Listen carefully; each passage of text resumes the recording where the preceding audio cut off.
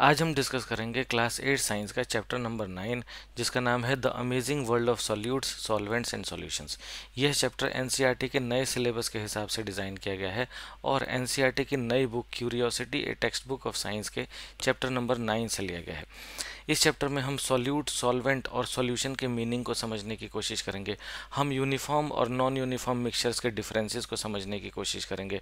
हम सॉल्युबिलिटी के कॉन्सेप्ट को डिस्कस करेंगे और उन फैक्टर्स की बात करेंगे जो किसी सॉल्यूट की सॉल्युबिलिटी को इन्फ्लुएंस करते हैं। हम वाटर में गैसेस की सॉल्युबिलिटी के बारे में डिस्कस करेंगे और इसका क्या इंपॉर्टेंस होता है यह भी समझने की कोशिश करेंगे। हम किसी सब्सटेंस की डेंसिटी को कैसे डिफाइन करते हैं यह जानने की कोशिश करेंगे और किसी सब्सटेंस की डेंसिटी कैसे इन्फ्लुएंस करती है कि वो सब्सटेंस किसी लिक्विड के अंदर फ्लोट करे या सिंक करे, यह भी समझने की कोशिश करेंगे।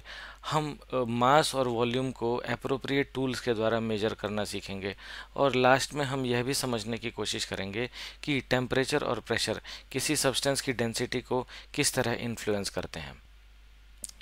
तो सबसे पहले हम बात करते हैं मिक्सचर्स की और सॉल्यूशंस की। जब हम दो या दो से ज़्यादा सब्सटेंसेस को मिक्स करते हैं तो ऐसा करने से जो हमें फाइनल प्रोडक्ट मिलता है उसे हम मिक्सचर कहते हैं।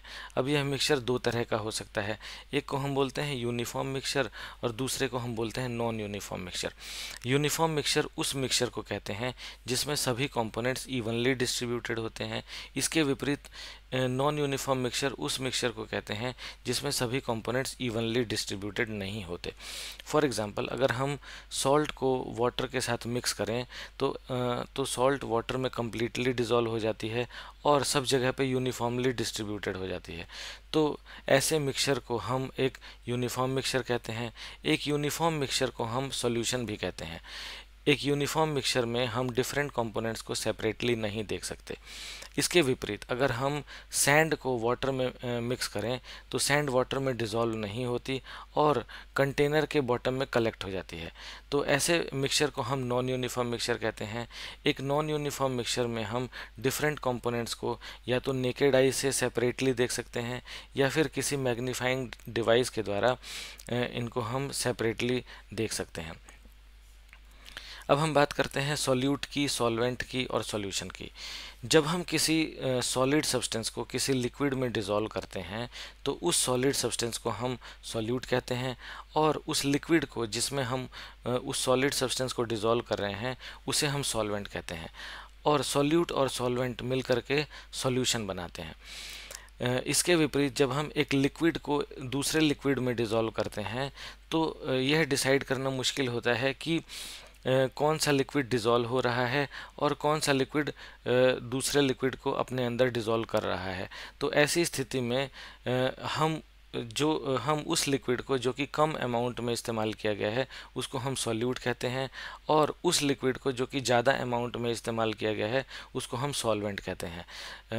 अभी हमने डिस्कस किया कि सॉलिड एक लिक्विड में डिज़ोल्व होकर सॉल्यूशन फॉर्म करता है, एक लिक्विड में डिज़ोल्व होकर सॉल्यूशन फॉर्म करता है। इसी तरह से गैसेस भी आपस में एक दूसरे में डिज़ोल्व होकर के एक सॉल्यूशन फॉर्म कर सकती हैं। इसका सबसे कॉमन एग्जांपल है एयर। एयर के अंदर डिफरेंट गैसेस का मिक्सचर होता है। अब क्योंकि ये gases through out the air evenly distributed होती हैं इसलिए हम एयर को एक सॉल्यूशन भी कहते हैं।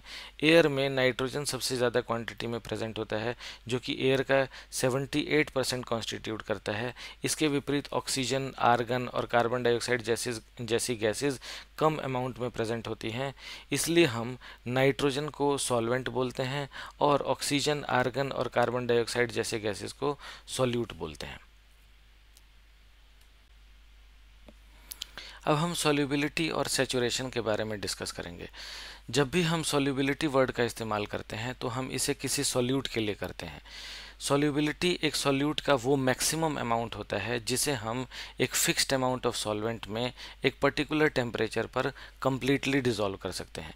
इसे हम एक सिंपल एग्जांपल से समझने की कोशिश करते हैं। लेट अस से कि हमने 100 ml वाटर लिया है जिसका टेम्परेचर 20 डिग्री सेल्सियस है, और इसमें हम सॉल्ट डिज़ोल्व कर रहे हैं और सॉल्ट की क्वांटिटी को ग्रेजुअली इंक्रीज़ कर रहे हैं। तो इनिशियली तो सॉल्ट वाटर के अंदर कम्प्लीटली डिज़ोल्व हो जाएगी, लेकिन एक समय आएगा जब सॉल्ट वाटर के अंदर डिज़ोल्व करना बंद कर देगी और हमारे कंटेनर के बॉटम में सेटल होना शुरू हो जाएगी। तो ऐसी स्थिति में जितनी क्वांटिटी ऑफ सॉल्ट हमने उस 100 ml वाटर के अंदर 20 डिग्री सेल्सियस टेम्परेचर पर डिज़ोल्व किया है, उस क्वांटिटी ऑफ सॉल्ट को हम सॉल्ट की सॉल्युबिलिटी कहेंगे 100 ml वाटर में 20 डिग्री सेल्सियस टेम्परेचर पे। लेट अस से कि ये 4 ग्राम ऑफ सॉल्ट था जिसे हम कम्प्लीटली डिज़ोल्व कर पाए 100 ml वाटर में 20 डिग्री सेल्सियस टेम्परेचर पर। तो हम ऐसा कहेंगे कि 4 ग्राम सॉल्ट की सॉल्युबिलिटी है 100 ml वाटर में 20 डिग्री सेल्सियस टेम्परेचर पर। अब हम बात करते हैं सैचुरेटेड और अनसैचुरेटेड सॉल्यूशन की। तो जब हमारे पास एक ऐसा सॉल्यूशन होता है जिसमें कि हम अब और ज़्यादा सॉल्यूट डिज़ोल्व नहीं कर सकते, हमने वो maximum amount of solute already dissolve कर लिया है जो उस सॉल्वेंट के अंदर डिज़ोल्व हो सकता था, तो ऐसे सॉल्यूशन को हम एक सैचुरेटेड सॉल्यूशन कहेंगे। जब हम एक सैचुरेटेड सॉल्यूशन में और सॉल्यूट ऐड करते हैं तो सॉल्यूट उसमें डिज़ोल्व नहीं होता, बल्कि हमारे कंटेनर के बॉटम में सेटल होना शुरू हो जाता है। इसके विपरीत अनसैचुरेटेड सॉल्यूशन वो सॉल्यूशन होता है जिसमें हम और भी ज़्यादा सॉल्यूट को ऐड कर सकते हैं और उसे कम्प्लीटली डिज़ोल्व कर सकते हैं। क्योंकि हम इसमें और ज़्यादा सॉल्यूट को डिज़ोल्व कर सकते हैं, इसलिए इसे हम एक अनसैचुरेटेड सॉल्यूशन कहते हैं। अब हम बात करेंगे दो टर्म्स की, जिसमें से एक है कॉन्सेंट्रेटेड सॉल्यूशन और दूसरा है हमारा डाइल्यूट सॉल्यूशन। जब हम कॉन्सेंट्रेटेड और डाइल्यूट सॉल्यूशन की बात करते हैं तो ये जो टर्म्स हैं ये रिलेटिव टर्म्स होती हैं, और हम एक सॉल्यूशन को दूसरे सॉल्यूशन के रिस्पेक्ट में कॉन्सेंट्रेटेड या डाइल्यूट कह सकते हैं। इसे हम एक एग्जांपल से समझने की कोशिश करते हैं। लेट अस से कि हमारे पास दो ग्लासेस हैं जिसमें हमने 50 ml वाटर लिया हुआ है। फर्स्ट ग्लास को हम ग्लास ए कहते हैं और सेकंड ग्लास को हम ग्लास बी कहते हैं। ग्लास ए में लेट अस से कि हमने 1 ग्राम ऑफ शुगर डिज़ोल्व किया है, और ग्लास बी में लेट अस से कि हमने 2 ग्राम्स ऑफ शुगर डिज़ोल्व किया है। तो हम ये कहेंगे कि glass B is concentrated with respect to glass A, या यूं भी कह सकते हैं कि glass A is a dilute solution in comparison to glass B. अब हम ये डिस्कस करेंगे कि टेम्परेचर किसी भी सॉल्यूट की सॉल्युबिलिटी को किस तरह इन्फ्लुएंस करता है। सॉलिड सॉल्यूट्स के केस में यह देखा गया है कि जब हम सॉल्यूशन या सॉल्वेंट के टेम्परेचर को इंक्रीज़ करते हैं तो हमारे सॉलिड सॉल्यूट की सॉल्युबिलिटी इंक्रीज़ हो जाती है। फॉर एग्ज़ाम्पल, यदि 100 ml वाटर में 20 डिग्री सेल्सियस टेम्परेचर पर हम 4 ग्राम सॉल्ट को कम्प्लीटली डिज़ोल्व कर पा रहे थे, तो हम ये देखेंगे कि 50 डिग्री सेल्सियस टेम्परेचर पर 100 ml वाटर में हम 4 ग्राम से ज़्यादा, लेट अस से कि 6 ग्राम सॉल्ट डिज़ोल्व कर पा रहे हैं। अगर हम टेम्परेचर को और बढ़ा दें, लेट अस से कि हमने टेम्परेचर को अब 50 से 70 डिग्री सेल्सियस कर दिया, तो हम ये देखेंगे कि अब हम और ज़्यादा सॉल्ट को उस सॉल्यूशन में डिज़ोल्व कर पा रहे हैं। तो इस ऑब्जर्वेशन से हम ये कह सकते हैं कि एक सॉलिड सॉल्यूट की सॉल्युबिलिटी टेम्परेचर के साथ इंक्रीज़ होती है। हम ऐसा भी कह सकते हैं कि एक पर्टिकुलर टेम्परेचर पर एक सॉल्यूशन जो कि सैचुरेटेड होता है वो हायर टेम्परेचर पर अनसैचुरेटेड सॉल्यूशन बन जाता है। पर यह बात केवल सॉलिड सॉल्यूट्स के केस में कही जा रही है। इसके विपरीत गैसेस के केस में ये ऑब्ज़र्व किया गया है कि जब हमारा सॉल्वेंट का टेम्परेचर या सॉल्यूशन का टेम्परेचर इंक्रीज़ होता है तो गैसेस की सॉल्युबिलिटी डिक्रीज़ हो जाती है। सिंपल शब्दों में हम ऐसे भी समझ सकते हैं कि ऑक्सीजन की सॉल्युबिलिटी कूलर वाटर में ज़्यादा होती है और वार्म वाटर के अंदर कम होती है। इसीलिए कूलर वाटर में एक्वेटिक एनिमल्स के सर्वाइव करने के चांसेस ज़्यादा होते हैं in comparison to warm water. अब हम डेंसिटी के बारे में डिस्कस करेंगे और यह समझने की कोशिश करेंगे कि क्यों कुछ सब्सटेंसेस किसी लिक्विड के सरफेस पर फ्लोट करते हैं, इसके विपरीत कुछ दूसरे सब्सटेंसेस उस लिक्विड के अंदर सिंक हो जाते हैं। डेंसिटी को हम डिफाइन करते हैं amount of mass present in a unit volume of a substance. Simple शब्दों में हम कह सकते हैं कि किसी सब्सटेंस के एक यूनिट वॉल्यूम में कितना मास कॉन्सेंट्रेटेड है, यह डिटरमिन करता है कि उस सब्सटेंस की डेंसिटी कितनी होगी। मैथमेटिकली डेंसिटी को हम इक्वेट करते हैं मास डिवाइडेड बाय वॉल्यूम से, यानी कि density is equal to mass divided by volume. अब क्योंकि मास की एसआई यूनिट किलोग्राम होती है और वॉल्यूम की एसआई यूनिट मीटर क्यूब होती है, इसलिए डेंसिटी की एसआई यूनिट किलोग्राम पर मीटर क्यूब होती है। कोई सब्सटेंस किसी लिक्विड के सरफेस पर फ्लोट करेगा या नहीं करेगा, इस बात को बहुत सारे फैक्टर्स प्रभावित करते हैं, जिसमें से एक इम्पॉर्टेंट फैक्टर होता है उस सब्सटेंस की डेंसिटी। यदि कोई सब्सटेंस किसी लिक्विड के कंपैरिजन में लेस डेंस है तो वो सब्सटेंस उस लिक्विड के सरफेस पर फ्लोट करेगा। जैसे कि ऑयल या आइस की डेंसिटी वाटर के कंपैरिजन में कम होती है, इसलिए ऑयल या फिर आइस वाटर के सरफेस पर फ्लोट करते हैं। इसके विपरीत यदि किसी सब्सटेंस की डेंसिटी किसी लिक्विड की डेंसिटी के कंपैरिजन में ज़्यादा होगी तो वो सब्सटेंस उस लिक्विड के अंदर डूब जाएगा। फॉर एग्जांपल स्टोन्स की या मेटल्स की डेंसिटी वाटर से ज़्यादा होती है, इसलिए कोई स्टोन या मेटल का पीस वाटर के अंदर सिंक हो जाता है। तो जैसा कि हमने डिस्कस किया कि किसी भी सब्सटेंस की डेंसिटी को कैलकुलेट करने के लिए हम उसके मास को उसके वॉल्यूम से डिवाइड करते हैं। तो यहाँ पर यह जानना ज़रूरी है कि हम कैसे किसी सब्सटेंस के मास को मेजर कर सकते हैं या फिर उसके वॉल्यूम को मेजर कर सकते हैं। मास को मेजर करने के लिए हम डिफरेंट टाइप्स के बैलेंसेस का इस्तेमाल करते हैं, जैसे कि डिजिटल बैलेंस या पैन बैलेंस। डिजिटल बैलेंस किसी सब्सटेंस के वेट को मेजर करता है, लेकिन इसके स्केल्स को कुछ इस तरह से डिज़ाइन किया गया है कि यह डिस्प्ले के ऊपर उस ऑब्जेक्ट के मास को शो करता है। हालांकि हम अपनी रोज़मर्रा की ज़िंदगी में मास और वेट टर्म्स का इंटरचेंजेबली इस्तेमाल कर लेते हैं, इन टर्म्स को एक जैसे ही ट्रीट करते हैं, लेकिन साइंस में इन टर्म्स का अलग अलग मतलब होता है। मास रिप्रेजेंट करता है quantity of matter contained in a substance, जबकि वेट जो होता है वह फोर्स होता है जिसके द्वारा अर्थ उस ऑब्जेक्ट को अपनी ओर अट्रैक्ट करती है। जब हम मास की बात करते हैं तो इसका एसआई यूनिट किलोग्राम होता है, जबकि वेट का एसआई यूनिट न्यूटन होता है। वेट एक फोर्स होता है और मास जो है क्वांटिटी ऑफ मैटर होता है। तो इसलिए इन टर्म्स को समझना बहुत ज़रूरी है। अगर हम बात करें वॉल्यूम को मेजर करने की, और स्पेसिफिकली अगर हम लिक्विड्स की बात करें, तो लिक्विड्स के वॉल्यूम को मेजर करने के लिए हम एक डिवाइस का यूज़ करते हैं जिसे हम मेजरिंग सिलेंडर कहते हैं। ये एक नैरो सिलेंड्रिकल ट्यूब होती है जिसका एक and usually lower and close होता है और अपर एंड ओपन होता है। अपर एंड के थ्रू हम किसी लिक्विड को इसमें पोर कर सकते हैं और हमारा मेजरिंग सिलेंडर ट्रांसपेरेंट होता है और इसके ऊपर मार्किंग्स बनी होती हैं। इन मार्किंग्स का इस्तेमाल करके हम किसी भी डिज़ायर्ड वॉल्यूम ऑफ लिक्विड को मेजर कर सकते हैं। जब हम डेंसिटी के साथ डील करते हैं तो हमें कुछ कन्वर्जन फैक्टर्स को याद रखना ज़रूरी है, जैसे कि 1 किलोग्राम पर मीटर क्यूब जो होता है वो 1000 gram divided by metre cube के बराबर होता है, क्योंकि 1 किलोग्राम 1000 ग्राम के बराबर होता है। इसी तरह से 1 मीटर क्यूब 1000 लीटर के बराबर होता है, तो हम 1 मीटर क्यूब की जगह 1000 लीटर भी यूज़ कर सकते हैं। अब क्योंकि 1 लीटर 1000 ml के बराबर होता है, तो हम 1 लीटर की जगह पर 1000 ml भी लिख सकते हैं। अब 1 ml हमारा 1 सेंटीमीटर क्यूब के बराबर होता है, इसलिए हम ml की जगह पे सेंटीमीटर क्यूब भी लिख सकते हैं। तो जैसा कि हमने अब तक लिक्विड्स के मेजरमेंट के बारे में डिस्कस किया, अब अगर हम बात करें सॉलिड्स के वॉल्यूम के मेजरमेंट के बारे में, तो हम ये कह सकते हैं कि जब भी हमें एक रेगुलर शेप के सॉलिड का वॉल्यूम मेजर करना होता है तो हम कुछ स्पेसिफिक फार्मूले के द्वारा रेगुलर शेप के सॉलिड का वॉल्यूम मेजर कर सकते हैं।